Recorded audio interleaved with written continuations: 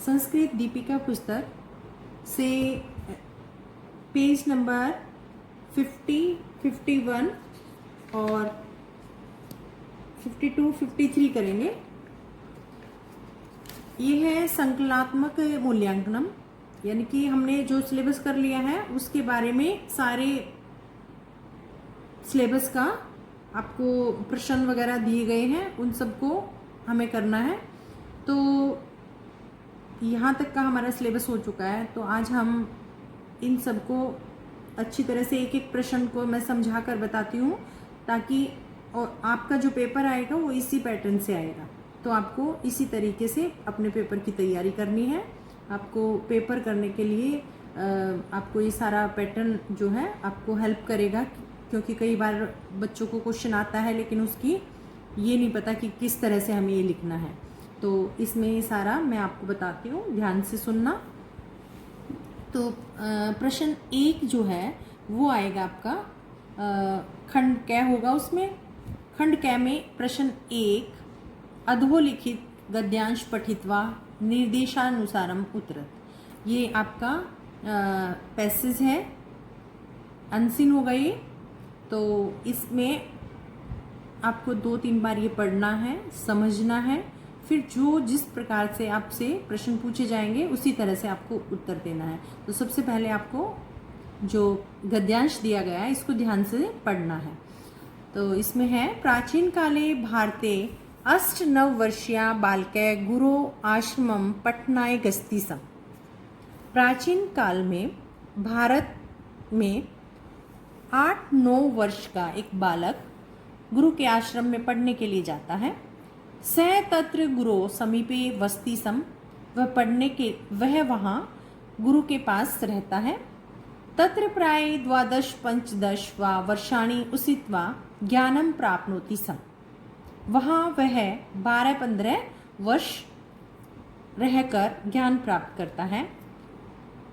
तस्मिन् काले स परिवारात् पृथक् भूत्वा तपोवने एव वसति सम।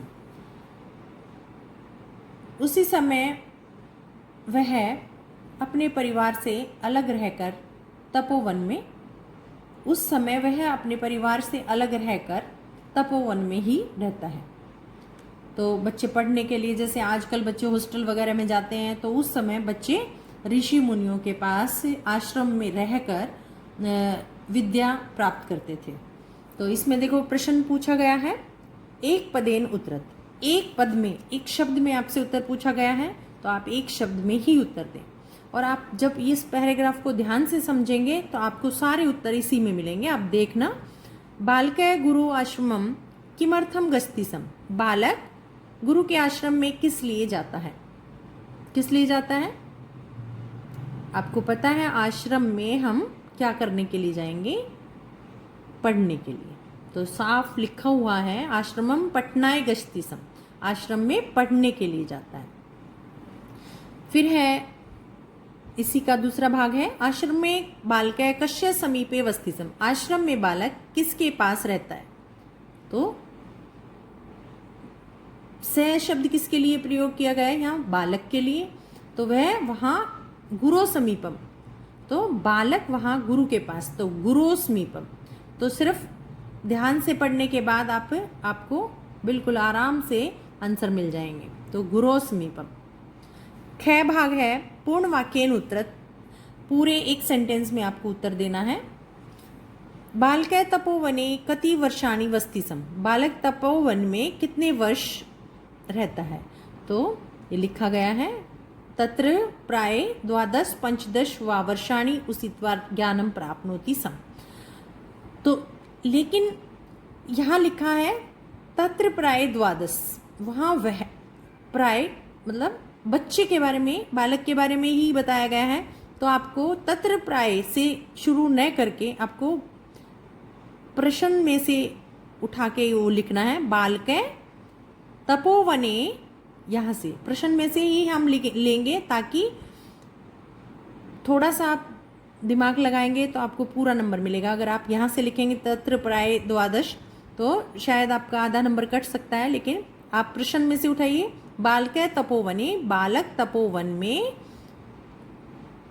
प्राय, यहाँ तत्र शब्द तपोवन के लिए प्रयोग किया गया है, तो आप बालकः तपोवने प्राय 12-15 वा वर्षाणि वसति स्म। तो ये आपका उत्तर है। निर्देशानुसारम उत्तरत्, जो पूछा गया है उसके अनुसार आपको उत्तर देने हैं। गच्छति सम अस्य स्थाने गम यानी कि गच्छ धातो लंग लकारस्य रूपम लिखत। यहाँ आपको गच्छति सम जो शब्द दिया गया उस पर आपको लंग लकार में लिखना है। तो गच्छति सम को हम अगच्छत लिखेंगे। तो ये कब होंगे? जब हमें धातु रूप याद होगी। एतस्मिन् पदे का विभक्ति, इस पद एतस्मिन् पद में कौन सी विभक्ति है? तो ये सप्तमी विभक्ति है। तो ये भी आपको शब्द रूप याद है तो आप ये क्वेश्चन लिख सकते हैं, इनके आंसर लिख सकते हैं। अब है प्रश्न 2। प्रश्न 2 है पत्र। ये अभी हमने नहीं किया है तो अभी हमारे नहीं आएगा, ये हमारा ऐसे 2 में PA 2 में आएगा ये। तो अभी इसको आपको नहीं करना है, मैंने फिल कर दिया है, लेकिन फिर भी अभी आपको ये नहीं करना है। प्रश्न 3, चित्र देखकर आपको वाक्य बनाने हैं। कुछ शब्द दिए गए हैं तो ये चित्र देखकर आपको वाक्य बनाने। तो ये आपका आ सकता है क्योंकि हमने व्याकरण में से कोई ऐसा कोई चैप्टर नहीं किया, लेकिन हमारी जो पाठ्य पुस्तक है जो हम पढ़ रहे हैं उसमें इस तरह की एक्टिविटी आई है, तो उसके बेसिस पे ये प्रश्न आपके पेपर में आ सकता है। तो आपको पढ़ना है, प्रैक्टिस करनी है। तो जैसे बहुत सारे शब्द दिए गए हैं, वर्षा काल है, वर्षा का समय, मयूर है, मोर, गगने आकाश में, संती हैं, घटा बादल, नृत्यति नाचता है, यदा जब, एश है यह है, अस्ति है, तदा तब, चटका चिड़िया, कूजंती कूकती है। तो शब्दार्थ भी हमें ज़्यादा से ज़्यादा याद होने चाहिए क्योंकि कोई भी चित्र आ सकता है, तो हमें ज़्यादा से ज़्यादा शब्द याद होंगे तो हम उसको करने में हमें हेल्प मिलेगी। तो इन्हीं शब्दों का प्रयोग करते हुए हम वाक्य बनाएंगे। एष वर्षा काले अस्ति, वर्षा का समय, यह वर्षा का समय है। गगने घटा गर्जंती, आसमान में घटा गरजती हैं, बादल गरजते हैं। मयूर नृत्यति, मोर नाचता है। तो ये सारे शब्द इसी में दिए गए हैं, उन्हीं के द्वारा बनाए गए हैं। चटका कूजंती, चिड़िया कूजती है। पुष्पे विकसते, फूल खिलते हैं। तो इस तरह से आपको ये सेंटेंस बनाने हैं। फिर है नेक्स्ट क्वेश्चन 4, अध्योलिखित पदानाम विभक्ति वचनम च लिखत। तो हमने शब्द रूप धातु रूप किए हैं, तो उनके विभक्ति और वचन ये सब आएंगे। तो आपको ये लिखने हैं। जैसे शब्द दिया गया है वृक्षस्य, तो आपको विभक्ति बतानी है और वचन बताना है। तो वृक्षस्य जैसे रामस्य है तो वृक्षस्य, ये जरूरी नहीं है कि जो शब्द रूप आपने याद किया उसी के उस पर आधारित, जैसे अकारांत बताया था मैंने, इकारांत बताया, तो आपको वर्ण विच्छेद करके देखना है कि कौन सी टाइप का है, फिर उसके अकॉर्डिंग आपको लिखना है। वृक्षस्य षष्ठी विभक्ति एक वचन, पठनाय चतुर्थी विभक्ति एक वचन, पादई तृतीय विभक्ति बहुवचन।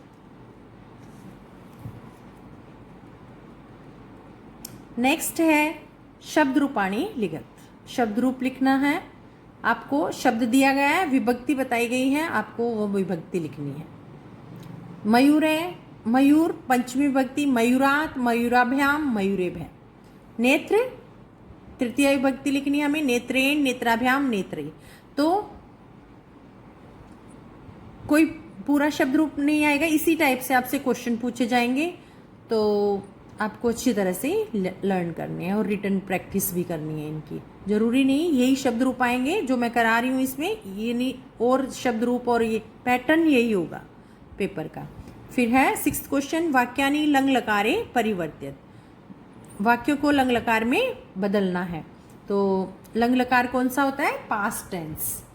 तो एक है नृपस्ति, एक राजा है, फिर एक राजा था, तो आसीत में एक है नृपय आसीत। ये भी अगर हमें धातु रूप याद है तभी हम लिख पाएंगे। जयदेव नृपस्य समीपम गच्छति, जयदेव राजा के पास जाता है। जयदेव नृपस्य समीपम अगच्छत, जाता या राजा के पास गया। बाला उद्याने खेलंती, बालक बगीचे में खेलते हैं। बाला उद्याने अखेलन, बालक बगीचे में खेल रहे थे। त्वम कुत्र गच्छसि, तुम कहाँ जा रहे हो। त्वम कुत्र अगच्छत, अगच्छ, तुम कहाँ गए थे। फिर प्रश्न पूछा गया तो आपको प्रश्नवाचक चिन्ह लगाना है। तो इस तरह से है। तो आपको बेसिक यानी कि शब्द रूप और धातु रूप ज़्यादा से ज़्यादा याद करने हैं। एटलीस्ट जो मैंने बताए हैं वो तो आपको करनी है। फिर है प्रश्न 7, उचितम विभक्तिम प्रयोज्य वाक्यानि पूरयेत्। जो आपको विभक्ति और वचन दिए गए हैं वो आपको इसमें फिलअप्स में फिल करने हैं। सिद्धार्थ डैश भ्रमति सन, तो उद्यान जो शब्द है उसकी सप्तमी विभक्ति एक वचन आपको इसमें लिखना है। तो उद्यान का सप्तमी विभक्ति क्या है, शब्द रूप। यहाँ भी हमें शब्द रूप चाहिए, तो उद्याने एक वचन उद्याने होगा। से डैश कलरवम आकर्णयन्ति, तो खग है। खग जो शब्द दिया गया उसकी षष्ठी विभक्ति बहुवचन लिखना है, तो खगा नाम। ते डैश विद्यालयम गच्छन्ति, तो पठन का चतुर्थी विभक्ति एक वचन पठनाय। डैश पत्राणि पतन्ति, इसमें पंचमी विभक्ति एक वचन लिखना है, तो वृक्षात्। उसके बाद है संधि कुरुत, तो संधि का हमने व्याकरण में चैप्टर अभी नहीं किया है लेकिन आपकी पाठ्य पुस्तक में आए हैं, तो ये आपके संधि शब्द आ सकते हैं जो आपको कराए हैं, आपके रीडर बुक में है। तो महा उत्सव महोत्सव, प्रधान आचार्य प्रधानाचार्य, विद्या जमा आलय विद्यालय, निर्देश जमा अनुसारम निर्देशानुसारम। और अगर पूछा जाए विद्यालय तो आपको संधि विच्छेद करना है, विद्या जमा आलय। प्रश्न 9, क्रियापदानाम लकार पुरुष वचनानि लिखत। क्रियापद जो दिए गए हैं यानी कि धातु का क्रिया पद दिया है उसको लकार पुरुष और वचन लिखना है। गमिष्यसि लिट लकार मध्यम पुरुष एक वचन। अपठन लंग लकार प्रथम पुरुष बहुवचन। प्रश्न 10, प्रत्यम योजित्वा पदानि लिखत। प्रत्यय जो दी गई है उनको आपको लिखना है। प्रत्यय जो पीछे लगती हैं, आपको पीछे लग के शब्द में बदलाव आता है। पठ जमा कत्वा पठित्वा, दृश्य जमा कत्वा दृष्ट्वा, हस जमा तुमुन हसीतुम, क्रि जमा तुमुन करतुम। तो आपको ये शब्द सारे एक जैसे हैं लेकिन कर्तुम को लिखने में क तय और रे ऊपर जाएगा। तो इस तरह से अच्छे से रिटर्न प्रैक्टिस करना ताकि आपके मार्क्स ना कटे। और मैं चाहती हूँ कि सारे बच्चे संस्कृत में अच्छे मार्क्स लें, क्योंकि संस्कृत स्कोरिंग सब्जेक्ट है तो आप फुल मार्क्स ले सकते हो। इसके बाद आता है खंड ख। खंड ख है प्रश्न 11, उसमें एक शब्द में आपको उत्तर देने हैं जो कि आपने पाठ्य पुस्तक में जो पाठ पढ़े हैं उनके बेस पे ये आपके प्रश्न उत्तर होंगे। जना केन आहत पदा अभमन, लोगों को किससे चोट पहुंच रही थी। तो प्रस्त्रेण, जो पत्थर रास्ते में पड़ा था उससे आने जाने वाले लोगों को चोट लग रही थी, तो प्रस्त्रेण पत्थर से। यहाँ केन पूछा है किससे, तो तृतीय विभक्ति में ही हमें उसका आंसर देना होगा, प्रस्त्रेण। उदय समय भानु की दर्शय भवती, उदय समय यानी कि सूर्य जब निकलता है तो सूर्य कैसा होता है, रक्त वर्ण है, लाल रंग का। विद्या किम ददाती, विद्या क्या देती है, विनियम, विनम्रता, सहनशीलता, सुशीलता, मतलब अच्छे गुण देती है। हर्ष कति वादने उत्तिष्ठति, हर्ष जो है कितने बजे उठता है, 5 वाद में। उसके बाद है प्रश्न 12, पूर्ण वाक्येन उत्तरत, पूरे सेंटेंस में आपको उत्तर देना है। ये यहाँ स्पेस थोड़ा कम दिया गया है तो मैंने फिल नहीं किए, लेकिन आप अपनी नोटबुक में से इनको याद करेंगे और अगर लिख सकते हैं तो छोटा छोटा आप इसमें फिल कर लेना। और ये आपके बुक में सारे एक्सरसाइज में फिल हुए करा चुकी हूँ मैं। बुक में भी आप नोटबुक में भी आपने लिखे हुए होंगे, तो ये आपको फिल करने हैं इसमें और याद करने हैं। उसके बाद है प्रश्न 13, रंजित पद्माधृत्य प्रश्न निर्माण करो। जो आपको शब्द दिए गए हैं इनसे आपको प्रश्न निर्माण करना है। जयदेव नृपस्य समीपम अगच्छत, जयदेव राजा के पास गया। तो कौन राजा के पास गया, तो कौन के जगह हम कै शब्द का प्रयोग करेंगे। कै नृपस्य समीपम अगच्छत। गोपाल दास विजयनगरे वस्ति सम, गोपाल दास विजयनगर में रहता है। गोपाल दास कुत्र वस्ति सम, श्रोत्रस्य भूषणम शास्त्रम अस्ति, शास्त्रों को सुनना कानों का आभूषण शास्त्र है। तो श्रोत्रस्य भूषणम किम अस्ति, कानों का आभूषण क्या है। श्रोत्रस्य भूषणम किम अस्ति, तो शास्त्रम की जगह पे किम शब्द का प्रयोग होगा। उसके बाद है प्रश्न 14, उचित उत्तरम चिनुत। ये आपको ऑप्शन दिए गए होंगे, तो उनमें से आपको सही उत्तर चुनकर लिखना है।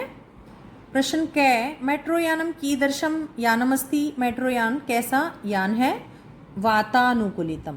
प्रश्न ख, प्रधानमंत्री बृहत् प्रस्त्रम कुत्र ऐक्षिप्त, प्रधानमंत्री पत्थर को कहाँ फेंकता है।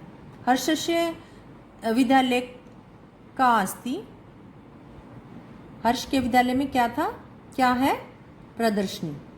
फिर है प्रश्न 15, मंजूषा पदानी चित्वारिक स्थानानि पूर्यत।